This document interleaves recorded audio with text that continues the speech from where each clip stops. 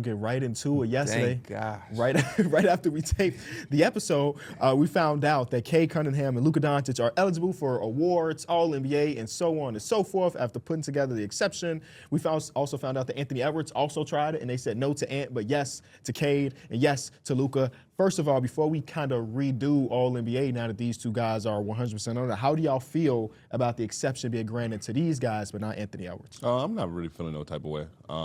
I felt like Cade and Luka were locks for first team, and they were having MVP caliber season. So I can kind of understand them being a little bit more lenient with them and not so lenient with Anthony Edwards. I'm not really tripping about it. I would have loved to seen Anthony Edwards be on there because he is going to be a staple for All NBA for the next couple coming years. He's been there in the past, so it is what it is. He missed 1 year, but I'm not tripping. Do you think that they made the decision based on those two guys being All NBA first team contenders? Yeah. I think that And also probably Luka also had a baby, so there was, but Cade didn't have a baby, so I don't know. I think it was a make or break year, not even make or break year for the league and Adam Silver in this decision, but this was going to be a test for it. And I think I mentioned that early in the year of just how big it was going to be because we got players like Luka and Cade that's coming up, and even Wemby that's coming up. It looks like they're coming up short. I didn't think everybody was going to make it. Like, if he had everybody kind of apply for it, just kind of game through, it would have been like, what do we kind of even have it for? I think that he had to get some people in because if Luka didn't get in and Cade didn't get in, the fans and a lot of people would have looked at it like, I hate it. So I think there had to be a middle ground, and I think Anthony Edwards got the short end of the stick. Guess what? I still hate it. Yeah. I think that even granting any access means that the rule probably shouldn't exist in the first place. Right? I think that, when it was initially signed up, it made sense to a lot of people. Hey, we got a lot of star players that are sitting out because low management. If we make it incentivized to play 65, then boom, it'll work. And for the first year or two, it felt like it did work, but now it's been de-incentivized because a lot of the people that won't make it, whether it be Anthony Edwards or now Luka or Cade Cunningham, who have been greenlit, it just doesn't feel. I think that we should put the power in the voters' hands.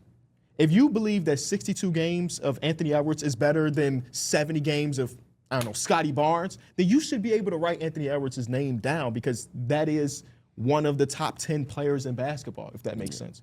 So I think that allowing these two guys to be in it makes me feel like this rule is going to be completely gone, started just as soon as next season.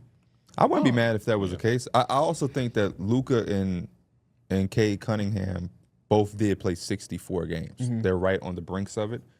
And Anthony Edwards was more at 60, 61-ish, which is... But I think that part of that is because he was already ineligible, if that makes sense. So he was like, well, ain't no reason to really play right now anyway for his last 2 to 3 games. So I think that he probably would have got to the finish line of 63, 64. He should have. Yeah, and maybe the league also saw that too and was like, hey, you should have just played those last 3 games and we would have probably considered this. I agree.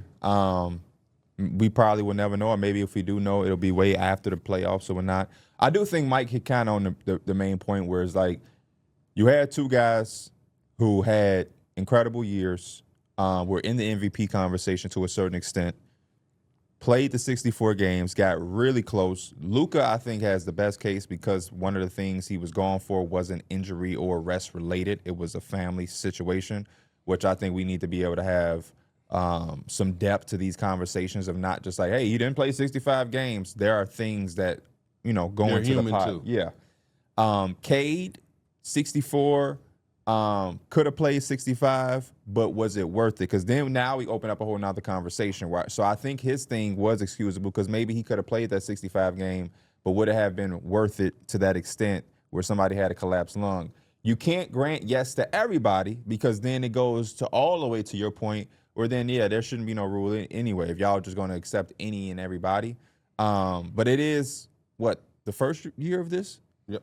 So, The first year somebody's been granted. Yeah, so another because it was implemented last year. Another year or two, and we'll get a real full view because this was kind of one of those years where a lot was going on with it. But maybe next year we don't have as many situations, or maybe next year we have twice as more or twice as many, and it becomes an even bigger conversation, and then it is just abolished. So, I like it for those guys that made it, and I'm understanding. I'm like Derek. I don't feel no way for the Anthony KB, Edwards would part. you feel some type of way still if next year there is no issues like it was like last year? There was no issues. You didn't complain about it at all.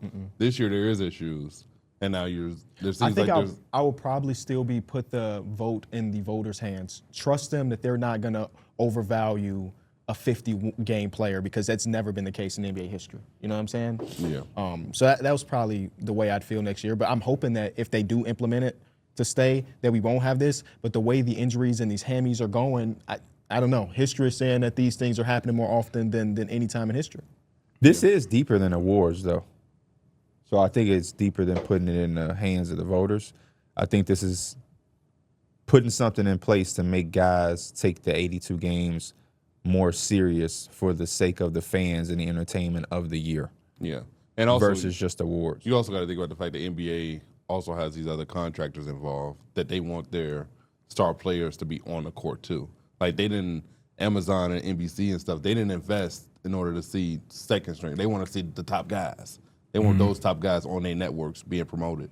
Yeah, because the conversation around the league had grown into it being a little bit of problematic with guys sitting out. You got a nationally televised game that you're pushing, to Derek's point, and you got Cade Cunningham on the poster, but Cade Cunningham ain't playing. And we've also seen where two or three guys are sitting out, and the funny promo ad of like the fifth starter is the guy that you're putting on there that nobody is kind of running to the TV to watch. And we've seen that too many times in the past years for the NBA's sake.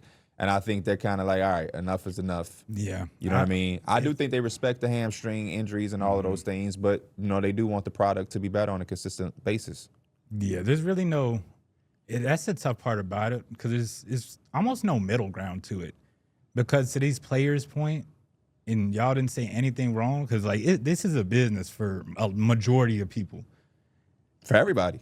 The players want to play all 82 games. It's like I can't control if I can't legit give you, even if I am on the court, I can only play at 40% because my hamstring is bothering me. And to that point, it's like, or to KB's point, these injuries keep piling up.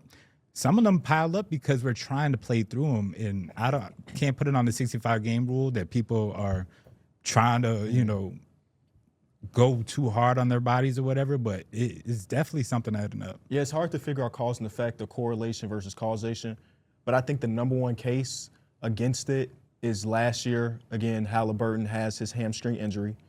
He is dangerously close to 65 games, so much so the last 2 weeks of the season, he played every game exactly 20 minutes just so he can have his 65 games. They go on a run. The hamstring is still hurting him the entire time, and then he tears Achilles. I can't say that all of those things are connected, but it is an interesting case study for the league to at least think about for something like this. Mm-hmm. Absolutely.